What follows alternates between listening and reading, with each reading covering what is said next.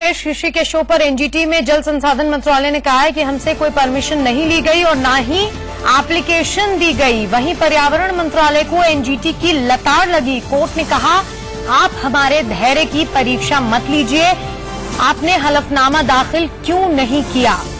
और इसी पूरी खबर पर हमारी एडिटर न्यूज आंचल आनंद हमारे साथ जुड़ गई हैं। आंचल जी, क्या हुआ कोर्ट में?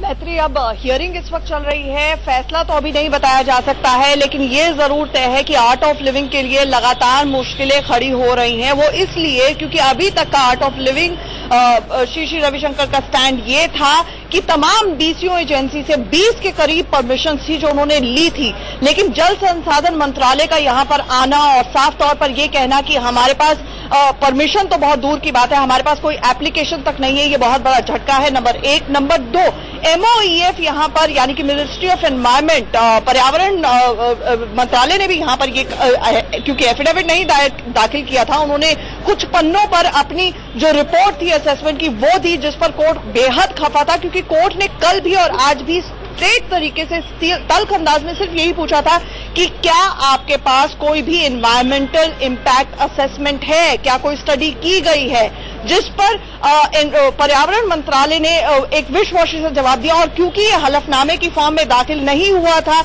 इसके लिए कोर्ट ने लताड़ा। कोर्ट ने कहा कि हमारी पेशेंस, हमारे सब्र का इम्तिहान ना लिया जाए। इतना तो तय है मैत्री कि इतना बड़ा आयोजन, 3 दिन का आयोजन, जिसमें पहले प्रचार ये किया जा रहा था कि 35 लाख के करीब लोगों ने आना है, कल से लेकर आज तक ये जो पूरे के पूरे नंबर्स हैं इनको भी टोन डाउन करने की कोशिश की गई है आर्ट ऑफ लिविंग की तरफ से। उन्होंने कहा है कि देखिए 6 घंटे का फंक्शन चलेगा, सिर्फ 2 से 3 लाख लोग at any given point of time होंगे, इससे ज्यादा लोग एक्सपेक्टेड नहीं है।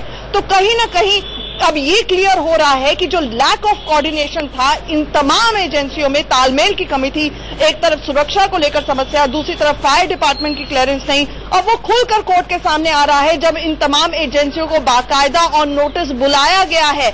लेकिन अब तक ये तमाम एजेंसियां जी और मंत्रालय, चाहे वो दिल्ली सरकार हो, चाहे वो DDA हो, ये सारे के सारे मंत्रालय और विभाग सो रहे थे। कम से कम इतना ऐसा ही लग रहा है कि कई मंत्रालय और विभाग सो रहे थे। महज 2 दिन बचे हैं इस कार्यक्रम में और ऐसा लग रहा है कि श्री की मुश्किलें बढ़ती जा रही हैं। बहुत बहुत शुक्रिया आंचल जी पूरी जानकारी के लिए। फिलहाल रुक रहे हैं।